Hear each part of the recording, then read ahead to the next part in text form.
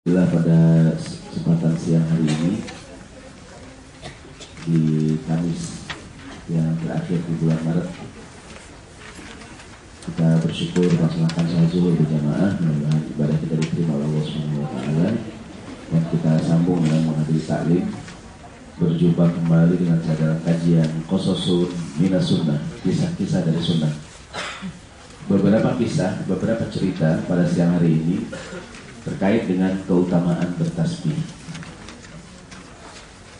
bahwa di antara zikir yang sangat dianjurkan adalah bertasbih. Zikir itu banyak, ada bertakbir, ada istighfar, ada tahlil, ada tahmid. Di antara zikir yang sangat dianjurkan adalah tasbih. Nah, apa yang terjadi manakala kita selalu bertasbih memuji Allah Subhanahu wa taala? Nantiasa kita mengucapkan subhanallah dan kalimat-kalimat tasbih yang lain.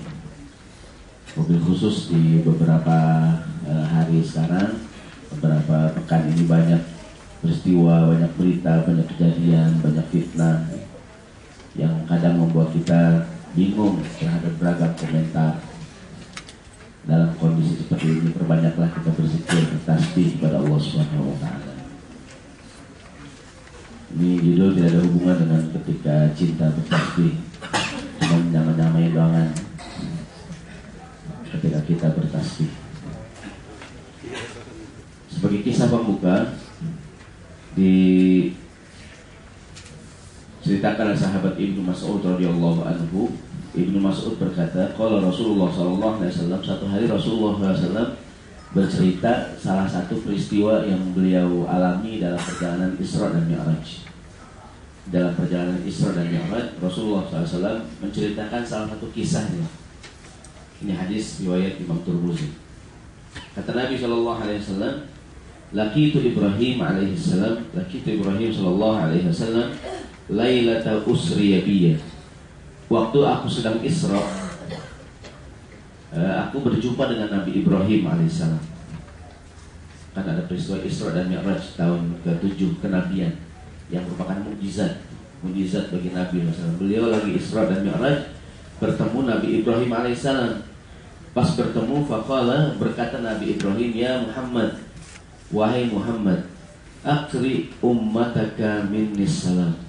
Wahai Muhammad, sampaikan salamku pada umatmu. Jadi titip salam dong buat umatmu. Titip salam. Akri ummataka minnis salam. Jadi Nabi Ibrahim titip salam sama kita nih. Titip salam melalui Nabi Muhammad kepada kita. Oleh Imam Tirmidzi disampaikan. Jadi kita jawab alaika wa alaihissalam. Alaika wa alaihissalam. Orang kalau titip salam, kan salam masuk amanah. Orang bilang sama kita nih, Pak, si fulan titip salam. Apa yang kita bilang? Alaika wa alaihissalam.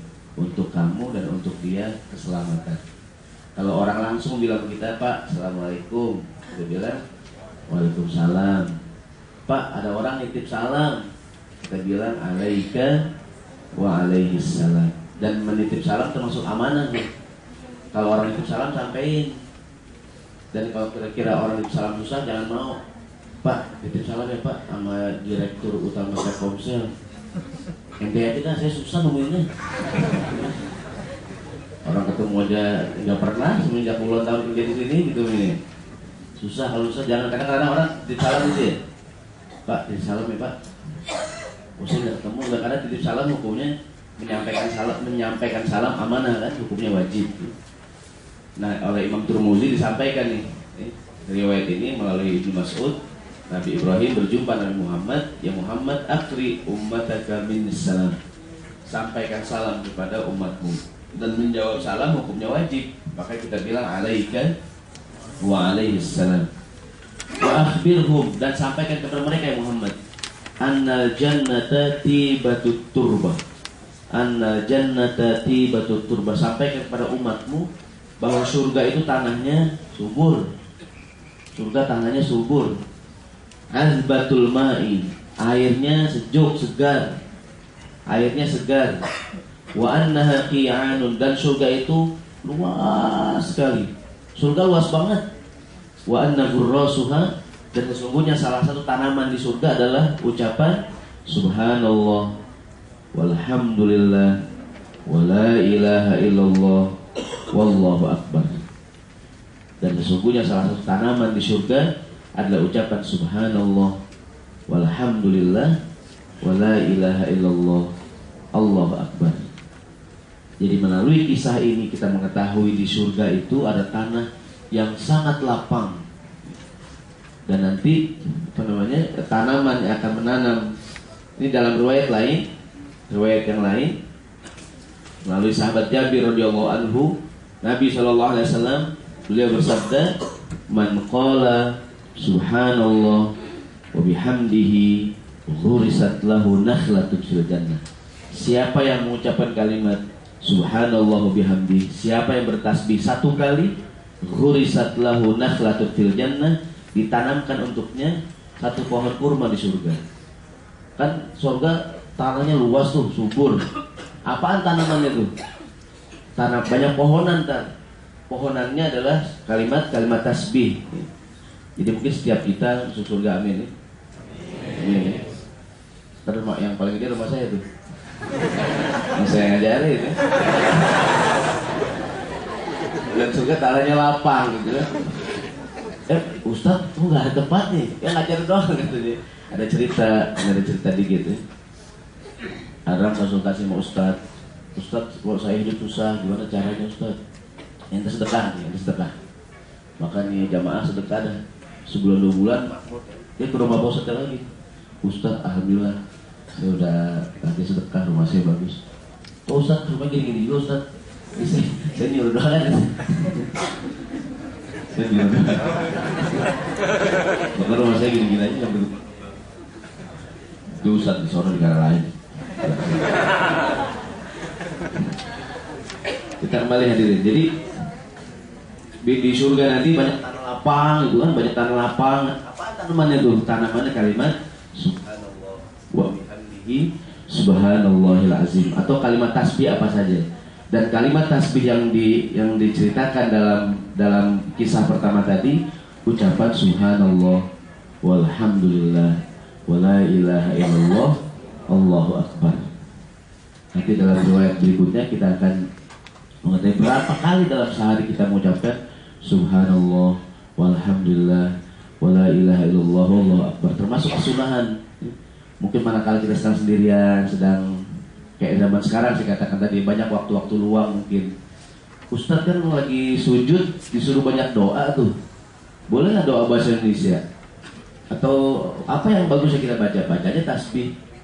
Udah tahiyat udah selesai.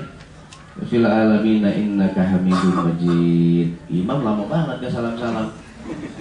Kita bengong ya. Boleh nggak tasbih? Tasbih aja kita bilang subhanallah bihamdihi subhanallahil azim. Atau kita subhanallah subhanallah. Lagi di lift, naik lantai 1 menuju lantai 25, lama banget ya. Bengong sendirian ya. Kita bertasbih subhanallah subhanallah subhanallah. Nah, ucapan yang dianjurkan dalam ayat, dalam riwayat ini ucapan subhanallah walhamdulillah wala ilaha illallah allahu akbar. Boleh. Sekarang orang beragam cara mengucapkan tasbih. Ada yang caranya biasa, subhanallah walhamdulillah wala ilaha illallah allahu akbar. Sunnahnya 100 kali sehari. Subhanallah walhamdulillah wala ilaha illallah allahu akbar. Boleh nggak pakai lagu? Boleh, mungkin supaya ya lebih subhanallah walhamdulillah wala ilaha illallah allahu akbar. Boleh. Atau pakai nada yang lain, apa tuh ya? Gimana gitu?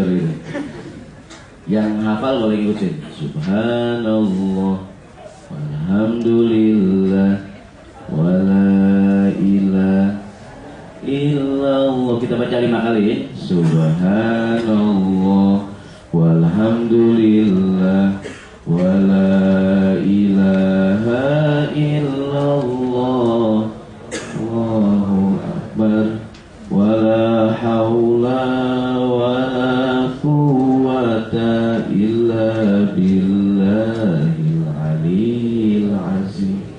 Sekali lagi. Subhanallah Alhamdulillah wa la ilaha illallah Allahu akbar wa la haula wa la quwwata illa billahil azim. Kita banyak-banyak bertasbih pada Allah Subhanahu wa taala. Sama kesalahan kita, dosa kita, kesalahan sebagai suami kepada istrinya, istri kepada suaminya, kesalahan kepada Allah Subhanahu wa taala, kita banyak-banyak bertasbih. Saya ulangi mobil khusus dalam kondisi sekarang nih, kondisi di mana mungkin kadang-kadang tuntutan pekerjaan gitu kan. Orang ingin mencari ketenangan, duduk sebentar di masjid kita habis sholat zuhur, bertasbih, subhanallah, alhamdulillah, wala ilaha illallah, Allahu akbar. Dan mudah-mudahan ntar di surga pohon kita banyak tuh. Amin. Nabi bersabda, "Man qala subhanallah wa bihamdihi ghurisat lahu nakhlatun fil jannah." Ada satu cerita di kopian kita ya. Ada seorang ulama yang bernama Ibnul Qayyim Al-Jauzi. Ibnul Qayyim Al-Jauzi hubungan dengan hadis ini, hubungan dengan hadis, siapa yang mengucapkan subhanallah bihamdi akan ditanamkan satu pohon di surga. Kata Ibnul Qayyim, beliau memberikan nasihat kepada putranya Abul Qasim Badruddin. Kata dia kepada anaknya, wahai anakku, ya waladi, wahai anakku, ingatlah, dalam satu hari ada beberapa jam. Setiap jam berlalu nafas kita bernafas terus ya, bernafas. Dan setiap hembusan nafas kita adalah perbendaharaan simpanan kita di surga. Setiap kita nafas harusnya jadi perbendaharaan simpanan kita di surga. Nah, kata Ibnu Qayyim Al-Jauzi, jangan sampai waktu berlalu namun tidak ada yang kau raih sebagai simpanan kau. Waktu lewat namun tidak ada yang kita simpan buat simpanan kita di surga. Kata Ibnu Qayyim, sehingga hari kiamat nanti begitu dia buka gudang simpanannya kosong, nggak ada isinya. Dan kata Ibnu Qayyim, ingatlah Rasulullah SAW bersabda, "Man qala subhanallah bihamdihi ghurisat lahu nakhlatun fil jannah." Siapa yang mengucapkan subhanallah bihamdihi, yang kira-kira sehembusan nafas ya, akan ditanamkan untuknya satu pohon di surga. Jangan sampai waktu berlalu dan kita tidak menyimpan sesuatu buat simpanan kita. Maka saya anjurkan kita semuanya dalam beragam kesempatan ya, utamanya lagi bengong ya kan? Ini kan sekarang, mohon maaf ya, zamannya handphone ya. Sekarang di mana-mana ya untuk kebutuhan silahkan. Namun ada waktu-waktu tertentu kita dulu kalau menjelang azan Jumat biasanya ngapain kita? Baca Quran ya, Yasin. Sekarang ngapain deh? Ngirim SMS, ya, nungguin khotibnya naik, status perbaharui. Gue lagi nunggu khotib lama banget. Lagi nunggu khotib. Pas khotibnya naik, dia perbaharui lagi. Khotibnya bete. Khotibnya balas, siapa nih? Kata khotib dia ngomong sembarangan ya. Ini mungkin sekarang mungkin setelah era handphone berkembang ya. Sekarang suka banyak orang naik motor, tiba-tiba berhenti mendadak, minggir, balas SMS. Banyak sekali gitu ya orang dalam beragam